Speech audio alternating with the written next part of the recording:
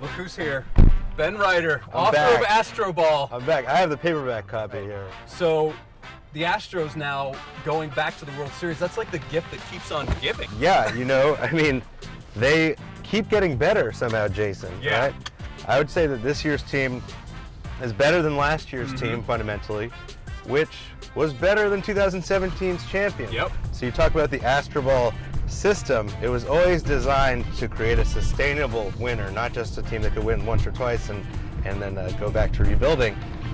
Everything they've said they were going to do, they've done. And I also have this, one of your more recent articles in Sports Illustrated. Cole and Verlander on the front. Which one should win Cy Young?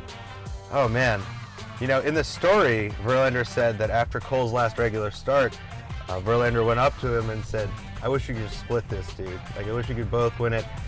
It's kind of unlikely the votes have to shake out that way.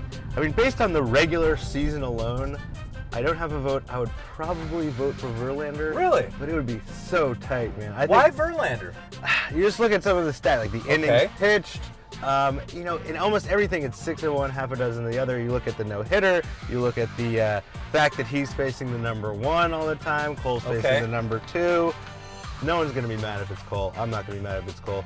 I don't even think Verlander is going to be mad if it's Cole. But really, if they split it, that would be the fairest outcome. All right, so I'm looking at the book. You mentioned it's updated, so what is updated about it? This is the afterword. It takes you into what happened last year when we mentioned they were, by most measures, much better overall than the 2017 champions, but didn't win. So it takes you into that. It takes you into some of the turnover in the front office with Mike Elias and Sig Mejdal leaving for Baltimore. Takes you inside why that happened. Also starts to take you inside some of the cutting-edge training techniques that have allowed pitchers like Garrett Cole to become absolutely the best version of himself.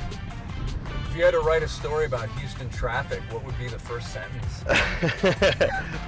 So, do you have a World Series prediction? I do. Not all of my predictions for the season were great this year. Okay. But I did have, as the World Series, the Astros beating the Washington Nationals. No way. I did. You can look it up.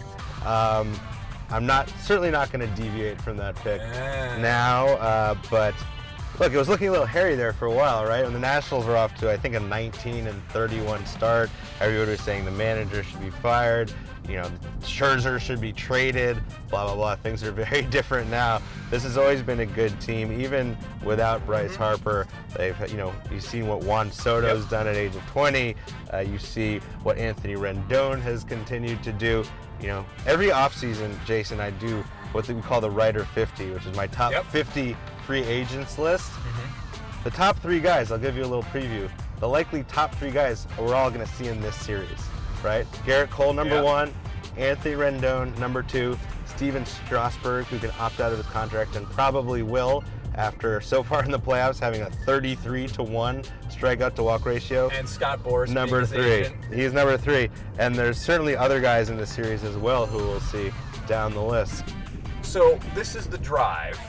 Yes. What continues to drive you? Is it just finding those great stories? I love sports, I love baseball, I love writing about it. What really drives me is finding the stories within those worlds that have broader implications. They can tell us something about business or analytics or just being human, really.